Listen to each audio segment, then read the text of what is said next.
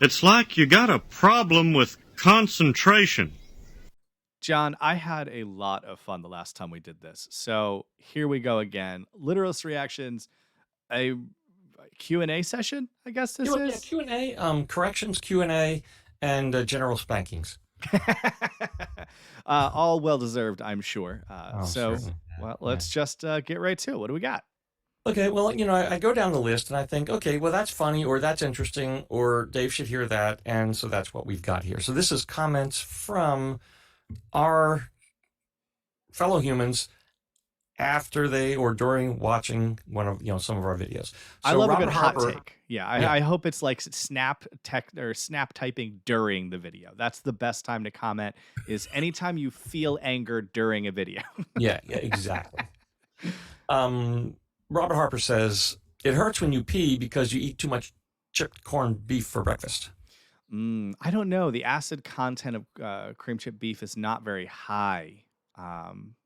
I would think there's lots of other things that would make it hurt. Did you know that it's actually semi-common if you're very dehydrated to have it hurt when you pee? Why does it hurt when I pee? It doesn't hurt when I pee. I think it's very funny that John pulled that random audio. I was making fun of him in that segment, and he pulled that audio and stuck on the back. I didn't even notice for like 3 weeks, which makes it extra funny. It did to me, made it extra funny. If you don't know what we're talking about, if you listen to the very, very end of the videos, the extra tag John puts on at the end of the video, apparently he pulled my audio and stuck that on it. Actually, your video too, but that's all done. It was a brief time. There was a period of maybe a week or so. So you'll have to find those videos where Dave is on screen saying it hurts when I pee, or why does it hurt when I pee? So that was what that comment was about. So let's move on. Jeff Dietz, Dietz, Jeff Dietz says, urban legend holds that when Eddie Van Halen was asked how it felt to be often considered to be the best guitarist of all time, he said something on the order of, I don't know, you should ask Alex Lifeson. Now, here's the thing. And I did reply to Jeff to let him know. And everybody he's got know the deets, John. that statement or one like it has been said about every guitar player in the history of guitar players. That's and one of none of them urban ever legends. said it. It's funny. So it is definitely something that people just use and pass it on. Jimi Hendrix said it about Billy Gibbons. Eric Clapton said it about Stevie Ray Vaughan. Stevie Ray Vaughan said it about Eric Clapton. I mean, on and on and on it goes. That quote has been misused, mislabeled, repurposed, respun, and I got to tell you, it's on its like 35th generation copy, and it's getting pretty thin. So I don't know. It was the first time I ever heard it, so I'm fine with it. It's fresh to you, and if it's any consolation, it's not the least bit true. It may have been felt, but it's not true. And if it was stated by Alex Lifeson, I would know he did say it because he would joke that way. Anyway, Quentin Miller says, that was some special tea. And then he puts in air quotes, highly recommended before a Rush Jam, highly insinuating that there may have been certain properties. You know what's sad? I drink decaffeinated tea. Like, I don't even have a stimulant in my tea. I got nothing. Yeah. I mean, right now I've got a decaffeinated Earl Grey tea. So, I'm really, really going down today. You're Picarding it up. Okay. Next one. Now, first of all, you said you like interesting names and handles on screen names and whatnot. This one is IJOLA FITTS. So I'm going with Ijola Fitz. I guess. Ijola Fitz. Ijola Fitz. It's two different names. Ijola Fitz. No, I like to think it's one. Ijola Fitz. It's one Ijola Fitz. Okay. Anyway, Ijola Fitz, one of our newer subscribers, says, you guys crack me up. Smiley, big wide smiley face. Always enjoy your reactions. And then she ends it with a bunny rabbit. My dog loves chasing bunny rabbits. Okay. Ijola? Watch out for Dave's dog. Maybe Ijola is a bunny rabbit. Maybe it is our first rabbit listener. It could be. They got the lobes for it, John. You know what? I'd like to have some more rabbit listeners because they reproduce. And next thing you know, we'd have lots and lots of viewers. I don't know how I feel about a bunch of Twitter-pated listeners. That'd be Twitter-pated. Great word. Word of the day today, kids, is Twitter-pated. Twitter-pated. All right. Now to the reaction to yeses and you and I. Mm-hmm. And you and I, and you and I. And you and I. Ian Hillen said, I love that Wakeman quote. The other one I love is when Wakeman said about John Anderson, he's the only person I know who's trying to save this planet while living on another one. All right, that's a good quote. That's a good quote. He said there is somebody else quotes another Wakeman quote in here, so we'll get to that, I'm sure. Nancy Johnson says, I must be crazy because I understand John's lyrics always. You must be crazy. You must be crazy. Or just better at it than me, which is not overly hard, I guess. We did a song the other day. I don't think it's been released yet. And it was like halfway, 2/3 of the way through the song. And I just outright was like, yeah, I don't even have guesses. No, that was it. And you and I. That was it? Okay. Yeah. Man, I was stumped for quite a while. That's the one she's referring to. Renee joined in on that same reaction. And Renee, wordplay Renee, said, and I quote, and John and yes stumped Dave. That's good. That's good. Pretty good. Randy Gibson says, sometimes trying to parse John Anderson's lyrics is just a silly waste of time. He has stated that sometimes it's a matter of what words sound right. I told you that in the video, and nothing to do with meaning. And here's the next Rick Wakeman quote. Rick Wakeman also pointed out that NASA is wasting billions trying to get to Mars. They should just ask John since he's already been there. Yeah, that's long-time listener says, let's just get to close to the edge and be done with it. And I'll advise now, do not stop close to the edge at all. Just wait till the movements are completed. That's the only way to grasp the scope of its magnitude. Is it a long song? 18 and a half minutes. All right. That's long. It's an album side, just like 2112 was for Rush. So yeah, it's another long song, and it is, and he's not the only one. Wayne is not the only one that said, don't interrupt close to the edge. All right. In fact, they don't even write close to the edge. They know I'm a yes freak, and I'll understand what CTTE means. It's pretty bad. Yeah. So that's it for close to the edge. Oh no, wait a minute. One more for close to the edge. Dave says, Michael York. Yes, lyrics were made for your mindset. The metaphors evoke thoughts of a time when humans are more aware and enlightened.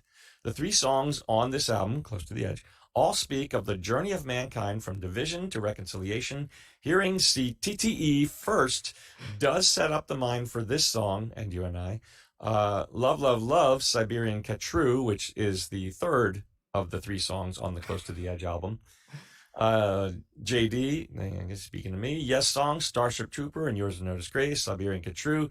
Just to ensure Dave isn't missing out on the thunder of those versions. He wants you to see the live Yes Songs video. The audio is crap, but I do agree it is important to see those from the Yes Songs perspective. It is a lot of fun to see some live videos. Sometimes the audio, it's a little hard to pick up what they're saying. But watching the musicians play is just always such a treat that sometimes I think it's almost worth it. And Michael York also says, back to you, Dave, I also like to listen to this song when it's raining. No one else has ever mentioned listening to this in the rain. Wow, what a synchronicity. Man, good job. I regularly think of different songs based on weather, and I think it makes a lot of sense because weather affects mood just like music affects mood. And so that's why I have a literal rainy day playlist, because I think some songs are just not that great on a rainy day. Like there's certain songs that are just amazing if it's sunny out. And if they came on and it's gray and drizzly, I don't want to hear it.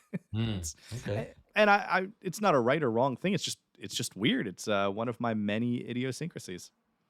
And he has many. Man, just so many. Just okay. Most of me. We have a kind of a layover comment from Book of Love.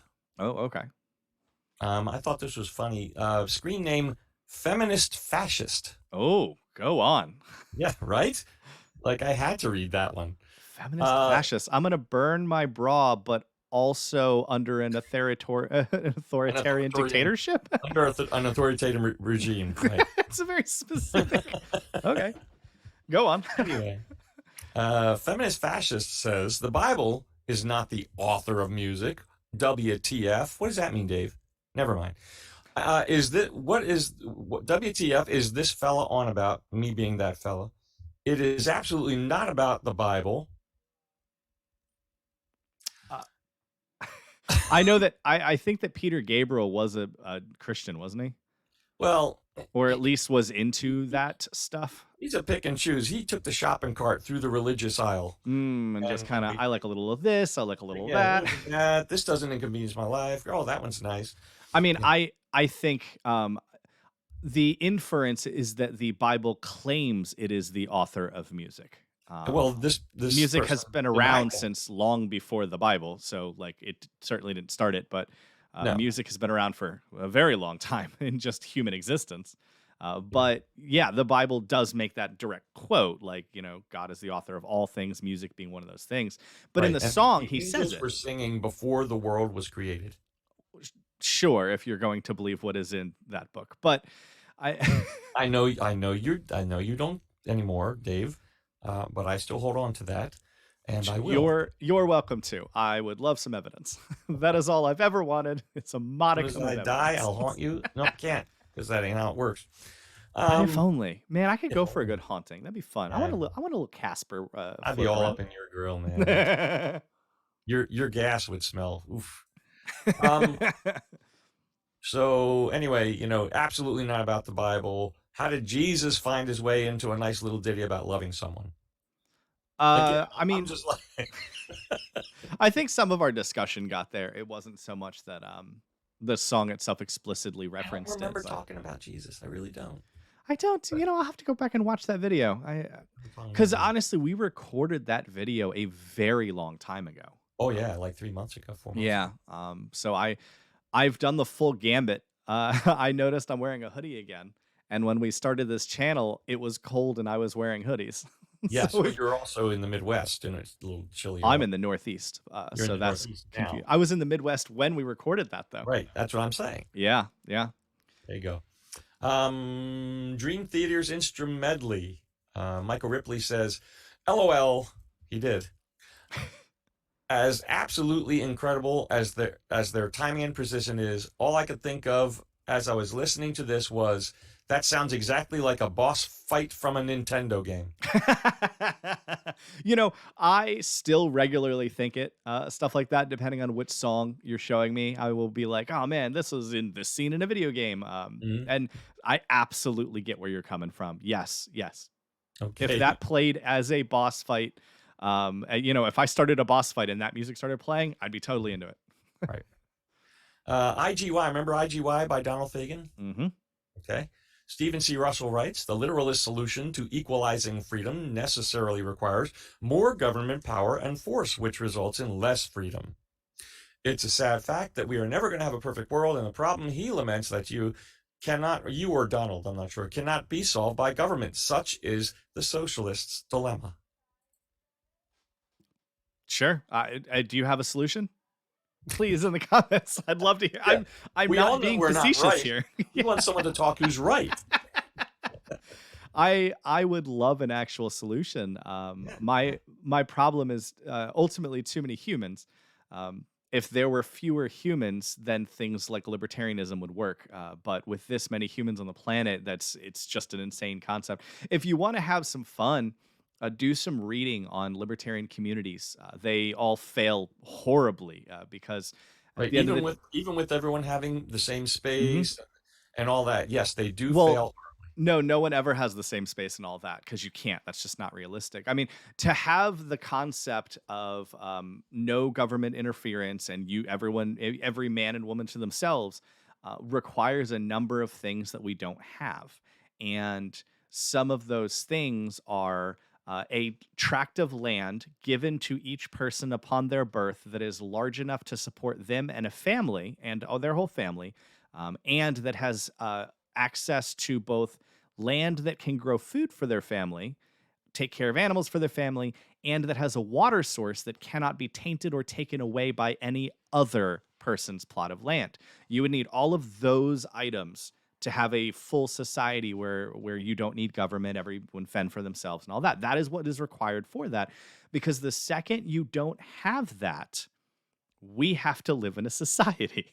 And I need a government because I can't do it. A government is nothing more than a bunch of people getting together and saying, hey, let's make that person not screw things up for the rest of us. That is at its core what a government is supposed to be. I am not arguing that that is what any current government is. I am saying that is what it is supposed to be. Nor could it be provided the way you just described it. It can't be. So at the end of the day, that's what we need. And so when upriver, your random corporation like Chicken Farm or whatever, I could name a lot of specific companies here, that they just start polluting. The only way to stop it is to get together as a massive humanity in this thing we call a government and regulate them into not being allowed to harm the rest of us. You must take away their freedom so that we protect our freedom to things like clean drinking water and air you can breathe. So as much as I would love to live in a society where everyone can just not like something and then just walk far enough away where they can't be bothered, that is literally not a thing that exists in the world I was born into. So that means government regulation is kind of necessary. Otherwise, you simply have a few greedy people destroying everything for the rest of us. It's not good, but please give me another solution. I am legitimately all ears. I would love to hear an actual good solution. Because that's going to wrap up socialist talk with Dave today. It's been socialism with Dave. Tune in next time when we pull down the proletariat. Exactly. All right, going back to Primus with Too Many Puppies, Tim Wright says, unless Dave never watched an episode of South Park, he certainly has heard Primus. Oh, Primus go does on. the theme song to South Park. Really? Yeah. I went down to South Park, gonna give myself time. That one? Yeah, I've definitely heard it. Hopeful folks without temptation. Yeah. I never would have guessed that was Primus. Yep. Fascinating. There's my fun fact for the day. There you go. You have been informed. That's great. Thank you, Tim. On to Rush Limelight. Gray Matter Vandal. Go on. That's the screen name. Gray Matter Vandal says at Stealing 9 minutes. Brains. I do like that. Yeah. At 9 minutes 41 seconds, one of the better comments about them ever. And that comment came from you. And I looked at it, and that was you saying, how you're upset with them because you were feeling good about yourself, and how did the guitar solo make you feel sad? Yep. I remember that. That was good. That was an incredible moment, I think, in my Rush listening career, if you will. Just suddenly being taken to a place where I was so happy with myself for it, because I nailed those lyrics super fast. Yeah, and I was very happy with myself. And then suddenly that guitar solo robbed me of every ounce of joy in my being.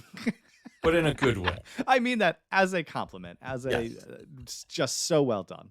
Yeah, On that the was same good. Song, Calvin Green says, another great reaction, not one, 2 exclamation points. Wow, that is an incredible amount of exclamation points. This album had more overt expressions and feelings.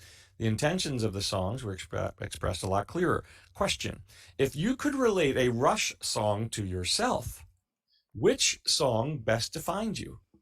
Oh, that's tough. I'm not sure I've heard enough of them to really. Yeah, I think we need to get you a little bit further along in the library before we can make such a selection as that. I think I've only heard 7, 8 total Rush songs. Maybe a few more. 15, maybe 10, 12? I don't even think it's that many. I'll tell you what, though, that is a good question. I will go through the list of Rush songs that I've heard so far, and next Q&A video, I will have an answer for you. There you go. John, make a note, please. Make a note so I don't forget the thing that I just said. Make a note. Noted. Thank you. Save this. Highlighted to save. Colleen Bishop said of your Rush Limelight reaction, I'm surprised John didn't bring up the origins of the term limelight. What are the origins of the term limelight? What I say about facts and figures and remembrances is really coming out of a very weak mind, okay? Also, I want to point something out that I don't even know if you remember, John, but we finished recording that video, and you said, oh, man, I didn't even talk about the origins of limelight. You didn't say origins. You said something else. But you made a comment to me after the video was recorded, and I was like, don't worry. I bet someone will say it in the comments. There you go. Well, we don't follow a script. I think we've said that. No, we don't. And even though I go into a video thinking I'm going to talk about this, this, and this, the conversation is what leads where we go and what we talk about. And sometimes we don't cover some details. So, Colleen, thank you for reminding me that limelight, the term, is because of early theater before electric lights. They would use gas burners to heat limestone, then direct it with reflectors toward the stage. Why did they heat limestone? Because it glows? It kind of glows, sparkly glows, almost burns. Huh, I did not know that. I'm gonna have to look that up now. That's cool. So, I didn't bring up limelight, or I didn't define that old term limelight because it just didn't, the video didn't go that direction. That's all I can say about that. Well, thank you very much for the comment. Now I gotta go look up heated limelight. That's just a neat concept. And Tim Wright's going to be double dipping here today because he also commented on limelight. And he says, quick question, Dave. Go on. Are you a South Park fan? Mm-hmm. He says he assumed you were not allowed to watch it growing up. I was not. No, you are correct. I used to sneak to my friend Matt, I won't say his last name's house, when I lived in New Jersey, and we would sneak South Park and watch it at low volume. It was good times. Well, you devil worshiper. I know. I'm such a rebel, John. Now I can openly watch it. I'm an adult. You're a Kraken worshiper. More accurate. In fact, here is a fun fact about South Park. I, in part, am happily married because of South Park. What? So South Park put out 2 video games, The Stick of Truth and Fractured But Whole. That is fractured but, B-U-T-T, whole. Right. Like, complete. Anyway, so when Stick of Truth came out, my now wife and I wanted to play it. She's a South Park fan as well. And so I got the game for my Xbox 360, I think at the time. And it's only a 1-player game, but we would take turns playing it. And so we would sit up in my room and we'd take turns playing the game, and we had a lot of fun. And she admits now, little low-cut shirt. She was drawing me in. She knew what she was doing. She knew she was flaunting. She was good at it. I mean, she won. She did it. But anyway, so we're sitting there playing, and there's this scene where you get shrunk down to an underwear gnome, and the size of an underwear gnome, which is a thing in the show. And so you're like have to crawl across this bed while your parents are in the midst of fun times. And one of the things you're actively doing is dodging your father's pendulous fun time fling. And I think there was a moment when she's playing this game and I look down at her and I was just like, you know what? Like, this is kind of what I want marriage to be. Like, just weird laughing together and hanging out and playing games. And like, if this is what marriage is like, then I guess I'm kind of into it. I never really cared about it. Anyway, so I think that was one of the moments for me that really cinched it. Like, you know what? Maybe I am super into this woman. We were just friends until then. So yeah, I credit South Park as a portion, one of the many steps on the road to my current marriage. So there you go. There's a South Park reference. I bet you didn't know was coming. It just gets you right there. It's just so romantic. I think that story explains a lot about me. Dave, I think we're going to have to call that a wrap. All right, we got through a bunch of different comments. Thank you so much. If you have any random questions, feel free. If there's anything you think I should just rage about, I'm totally in on that. Mention any machine, and I'll rage about it better than the band. That's what I have to say. There you go. And if you want to keep your questions a little bit more private than the on board, you can always email us at literalreactions@gmail.com. Is it literal or literalist? I'm sorry, literal. Did I say literal? Mm-hmm. Let's retake that. It's at literalistreactions@gmail.com. That's going to look funny when I edit that out. It says it. No. Leave it. It says it right there. Just this. This right there. Then they're going to be writing their literalistdave@gmail.com. Yeah, it'll be down that. It'll be down there. It will be. Literalistreactions@gmail.com. Don't listen to the guy in red. Professional.